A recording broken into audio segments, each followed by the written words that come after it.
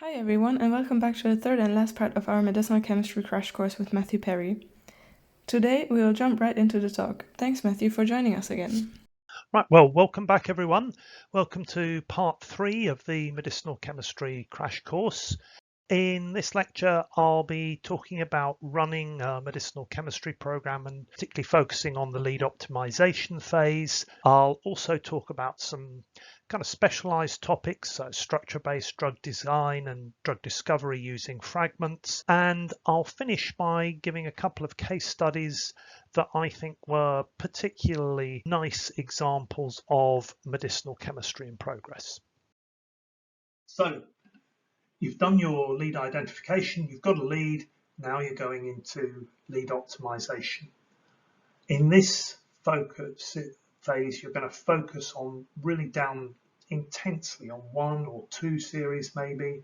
You're going to be trying to optimize multiple properties in parallel. You want to get as potent a molecule as you can, you really want to get the pharmacokinetics as good as possible, and you want to double down on any safety risks. And you're going to focus on getting the best compounds. And this will then involve potentially bespoke synthesis of really highly optimized compounds. And you'll be taking compounds through your screening cascade and advancing them forward into the later models in the system, potentially requiring considerable amounts of scaling up. And the purpose of doing this is to identify the issues that need to be addressed. And lead optimization is typically a case of dealing with one issue after another until you can get to a good compound. I mentioned you'll have to scale things up, making several grams of material potentially to run in vivo studies. And ultimately, you'll probably have to do some kind of repeat dose safety study late in the process. The objective of this phase is to nominate an optimized compound as a candidate drug. One single compound. The project may continue. You may want to try and identify a backup molecule addressing particular risks that you've identified with your candidate drug. But the point of lead optimization is to find a candidate drug. So, example of lead optimization, discovery of Maraviroc. This was a compound found for an inhibitor of CCR5. That's a G protein coupled receptor for chemokines. It acts as a co-receptor for HIV entry into cells. And the way this target was identified was that people who have a mutant form of CCR5, which is not expressed on cell surfaces, were found to be protective against HIV, but they're otherwise healthy. And so Pfizer and other companies too ran a hit identification and then a hit to lead program on CCR5, and this compound here was their lead. And they've got this to a pretty good state, actually. It's got 6 nanomolar inhibition of CCR5, and in an antiviral assay has 3 nanomolar inhibition, so really potent. But it's got this big red flag. It inhibits hERG. This is a safety target. It's an ion channel, and drugs that inhibit hERG have been withdrawn from the market because small numbers of patients can actually die from inhibition of hERG. You can end up with a rather nasty condition where you get cardiac arrhythmias. So hERG is what they needed to address with this. And the way they did that was to add some polarity. So they replaced this cyclobutyl carboxamide with an acetidine carboxamide, this compound 2. It's more potent against the cell, doesn't inhibit hERG at all at a 300 nanomolar concentration. However, so they took it a bit further, they purified it a bit further. Now we've got CACO2, that's a measure of permeability, which will tell you about bioavailability. This compound is really not very permeable through cells. Problem. So they made a pyran. Cell antiviral potency, a little bit better still very good activity, not active at hERG by putting this polarity in.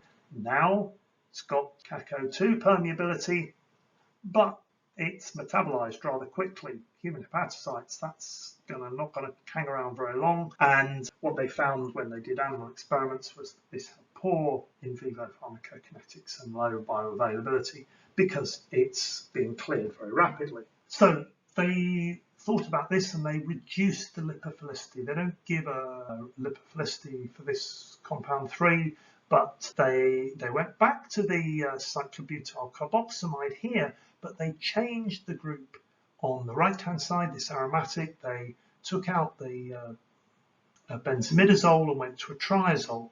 This compound now has much lower log D of 1.6. It loses a bit, loses about tenfold on the cell potency, and it's got a little bit of hERG activity. You can argue whether or not that's all right. On the other hand, what it's good is it's still permeable, not as permeable as this one, but it's permeable. And at least they don't quote human hepatocyte data, but human liver microsomes, they say were good with this, and the PK was good in vivo. However, this wasn't yet optimized, and they optimized the amide to make this compound here, compound 5, which is Maraviroc, and it's got this difluorocyclohexyl carboxamide here, and the rest of the molecule the same. So these bits, this extra lipophilicity here pushes up the log D to 2.1. It's a weak base, pKa about 7.3. So now down to 2 nanomolar CCR5 inhibition, 1 nanomolar in the CellAct assay, no inhibition of hERG even at 1 micromolar, so that's really good.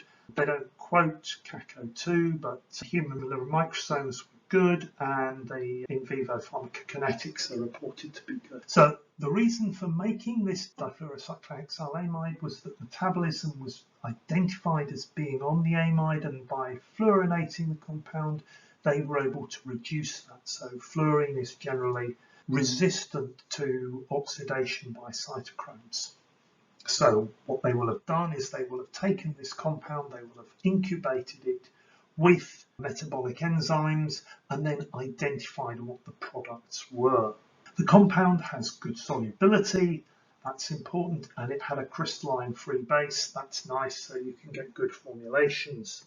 They report in this second paper down here, the human pharmacokinetics. It's a little bit complicated. They vary a bit depending on the dose. So at a dose of 100 milligrams, they got an oral bioavailability of 23%. They estimate it at 33% bioavailability at 300 milligrams. And actually about 84% of the compound is being absorbed. So that tells you that a lot of it is being metabolized in that first pass liver metabolism stage. They predicted the human dose of 100 milligrams twice daily, but actually the clinical dose is 300 milligrams twice daily. So obviously their predictions weren't spot on, but they were good enough. And in a phase 1 clinical trial, they were able to get 90% occupancy of CCR5 for the full time between dosing intervals, and that translated then into a good effect, and Maraviroc is a drug that is used. You can see these pharmacokinetics are not ideal, but they were good enough. And I worked on a different chemokine inhibitor program. There were lots of chemokine inhibitor programs during the first decade of this century. There were very few of them that made it to the market. This was a really remarkable achievement, this compound. So really a great compound. I want to take a slight sidestep here and talk about structure-based drug design, and I'll talk about that in the context of a drug known as olutasidenib. And structure-based design is application of insights based on understanding of bound conformations and interactions of molecules with targets. To do this, you need good quality structural information. Typically, this is based on co-crystal structures of drugs with proteins, usually obtained by X-ray crystallography, but increasingly cryo-electron microscopy is being used for this. For this particular case, the target is an enzyme called isocitrate dehydrogenase, and mutation of this enzyme is linked to the development of cancers. So for this project, they'd run a lead identification program. They've got this lead compound here, compound 1, which is moderately potent. They measure their metabolic stability as the percentage of compound remaining after 30 minutes. So you can see human liver microsomes. There's quite a bit being chopped up in that half an hour. In mice, murine liver microsomes, it's a lot more. The solubility is pretty naff, and the compound's quite lipophilic. But this is a lead. It's not your final program. What they were able to do in this program was they crystallized this compound with construct of murine mouse isocitrate dehydrogenase 1, and the crystal structure shows 3 different hydrogen bonds. But what the team doing this work spotted was that there's an NH group on the backbone here. It's from the backbone NH of isoleucine 128. There's the isoleucine side chain, and that was not that far away from this position of this aromatic ring. And what they did was they designed a compound where they had a pyridone replacing this aromatic ring, and that you can estimate computationally that then should put the oxygen of the pyridone potentially in a place to make a hydrogen bond with this NH group. So initially they made it in fact without the cyano group. For simplicity I won't show that, but this is the compound with the cyano in that's making that hydrogen bond. And initially they made this compound 2 with the proton here, and you can see it's 3-fold more potent. The stability in human liver microsomes and mice microsomes has really improved very significantly. Solubility is no worse, and you've brought the log D down, calculated log D down from rather a high figure into quite a nice range here. So you've actually gained quite a lot by this relatively simple change of making the pyridone here. But without that structural insight, it would have been very difficult to make. Why would you have chosen to make that? But when you see this, and good analysis by the team who did this, they picked up on that, they found that, and it gave them this good compound. They then improved that by adding a methyl group here. Now, they don't report the lipophilicity for compound 3, as I've called it. You'd expect a methyl group to add about half a log unit, so I guess it's probably about 2.2. That's a nice region for a drug. That has 2 effects. The potency is actually improved, and that may well be that the methyl group, and you'll note it's a specific conformation, actually favours the bound conformation, and that's an effect of a allylic strain. It also actually improves the stability, which is probably less predictable. It improves the solubility by almost 100-fold. That's a really significant gain, and it goes from being pretty insoluble to at least reasonably soluble, and that will make quite a big difference to the absorption of this compound. And what I expect it's doing is that by enforcing that out of plane conformation, it's probably affecting the crystal packing, and the crystals won't pack so well, and that means that the compound is more soluble. So, very nice example of structure-based design. Yeah, the pyridone there, accepting the hydrogen bond and the methyl group. Moving on from structure-based drug discovery, I'd like to talk now about the use of fragments, and the example I'll give here is a drug called vemurafenib that was discovered using fragments. Indeed, it was, I think, the first example of a drug discovered using a fragment-based approach. So that is to say, the first example of a compound to make it to the market. So the way that fragment-based drug discovery works is that you screen a relatively small number of small molecules, so molecular weight maximum 350, and the aim is to find weak binders. They're small, so they won't have as many interactions, and this requires having a pretty good assay set up in order to be able to detect these weak binders, and then following them up using structure guided design.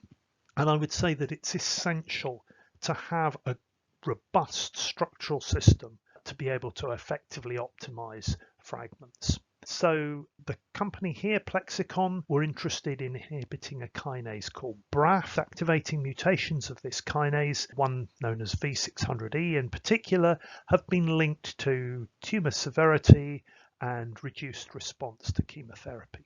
So in order to find inhibitors of BRAF, the scientists involved screened 20,000 small compounds, molecular weights between 150 and 300, and they screened them at 200 micromolar against 3 kinases, not BRAF, but 3 other kinases, and they found 238 compounds that gave more than 30% inhibition against all 3 of those kinases. And they then went away and tried to crystallize all of those compounds in the different targets, and they report that they obtained more than 100 co-crystal structures. And the first one of those they describe is this compound HIT1, which co-crystallized with kinase called PIM1. It was not particularly potent, IC50 of 100 micromolar, but they've got this crystal structure in PIM1, and the NH of the aza indole makes a hydrogen bond to a backbone carbonyl group. Now, there was a very similar HIT2, that was a bit more potent at inhibiting a different kinase, FGFR1, and that had a very similar binding mode. So again, an NH from the aza indole to the backbone carbonyl, but this time they also saw that the nitrogen of the pyridine ring accepted a hydrogen bond from an adjacent NH group. Now that's not possible in PIM1 because PIM1 has a proline in that position. And starting from these 2 fragments, they had a process. They did structure guided building out. They also did conventional medchem optimization because they needed to optimize non-structural elements, in a sense, things like pharmacokinetics and so on. And so that led them, and obviously I'm cutting out a lot of work, you'll need to read the papers to get the detail, that led them to this compound PLX4720 that became Vourahis. And you can see they've gone from these weakly binding hits through to a pretty potent inhibitor of this mutant version of BRAF. And they also obtained a crystal structure of the final compound, Vourahis, bound in BRAF, and you can see that it has the same binding mode as the hits. The same 2 hydrogen bonds from the aza indole are donated and accepted. The pendant aryl ring occupies a very similar conformation to the methoxyphenyl of HIT2. One of the big changes is they've added in this sulfonamide group, and that's particularly important. This is weakly acidic, but pKa of 7.7 means it's significantly ionized at physiological pH. That is able to make an interaction with the positively charged nitrogen of the terminal amine of lysine 483. And despite the fact that they ran this program starting from compounds that hit multiple kinases, their final compound ended up with, I would say, impressively good kinase selectivity. They've got greater than 100-fold selectivity over other kinases in cellular assays, which is what counts. So that is an example of fragment-based drug discovery. To finish then, I'll talk you through 2 case histories from recent drug discovery, and I think these are 2 really nice examples of what can be done with drug discovery. And the first example I'll talk you through is the discovery of nirmatrelvir.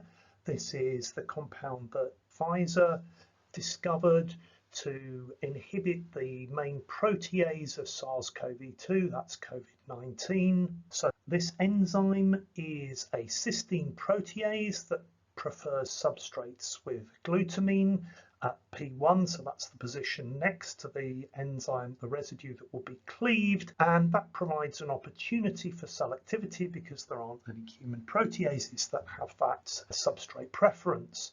Now, just to remind you, this was during the pandemic. Time was critical, and Pfizer put a phenomenal amount of resources onto this, both for the discovery and the development and manufacturing.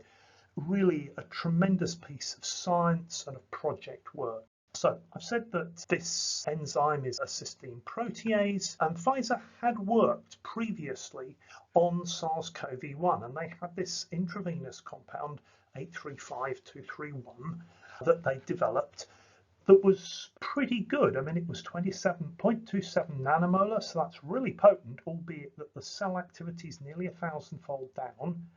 And this was an intravenous agent. It has poor oral absorption, has very low passive permeability, and that's a consequence of the number of hydrogen bond donors. You can see there are 5 hydrogen bond donors in this compound. 1, 2, 3, 4, 5. And that probably also contributes then to this big drop-off in cell.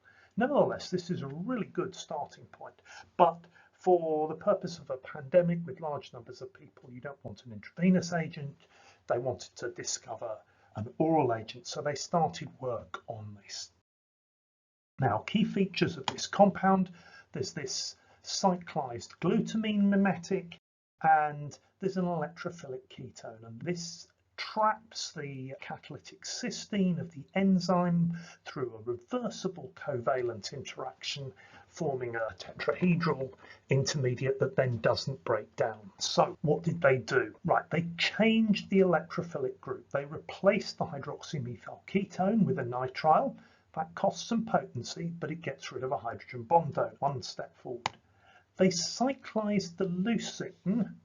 That reduces the hydrogen bond count, but they lost a hydrogen bond to the enzyme. So this NH here in the original compound forms a hydrogen bond to the enzyme. However, they've now got down to 3 hydrogen bond donors, and the compound has become orally bioavailable. So now they need to get back some potency. So they redesigned the left-hand side amide, and they've got a group then that fitted into the P3 pocket. So this is P1, P2, P3 on this now modified cyclized leucine structure. That gave them back some potency. So now they got through to the compound that became nirmatrelvir. You can see it's about 10-fold less potent than their starting point. At least it's 10-fold less potent at the enzyme level. Actually, in the cell, it's more potent, and that's because it's permeable. The permeability isn't fantastic, but it's good enough. And so you can see it gets into cell. The drop off to the cells, what about 25-fold maybe? Not so bad. Furthermore, it's orally bioavailable. It's not super bioavailability, but very respectable, 50% oral bioavailability. So they've got a compound that works in cell. It's orally bioavailable. Great. There are a few issues with the compound. So it's metabolized quite quickly by cytochrome P453A4. And the way they got round this is to co-dose the compound with another drug known as ritonavir, which is a cytochrome P450 inhibitor. So the clinical dose that is given is 2 150 milligram tablets of nirmatrelvir plus a 100 milligram tablet of ritonavir to inhibit the metabolism. Now, that's not ideal, but it's okay. And the reason it's okay is you're only going to be taking this drug for a few days. Obviously, there will be issues because you'll get drug-drug interactions. So for patients who have other medicines that are being metabolized by cytochrome P453A4, this could be an issue. So that's something that the prescribing doctor needs to be aware of. But nevertheless, this provided a treatment for SARS-CoV-2, COVID-19, that could be administered to patients very straightforwardly as an oral treatment. I really want to emphasize this was a phenomenal piece of work and a great drug. The second case history I want to give you is the discovery of sotorasib, a phenomenal story covering many years and multiple groups actually. Sotorasib is an inhibitor of KRAS, the G12C mutation. For a long time this was considered an undruggable target. In 2013, the Shokat group in the University of California, San Francisco, reported the first covalent inhibitors of KRAS G12C, and they screened reactive thiol fragments, so compounds like this that would react with thiols by undergoing a disulfide exchange. And this compound was identified by mass spectrometry. It had 94% occupancy at 200 micromolar, so a pretty weakly active compound. This was published in Nature in 2013. This was followed up by many different groups, and the one I'll talk to you about today was the first one that was launched, a compound called sotorasib, that was done by scientists at Amgen.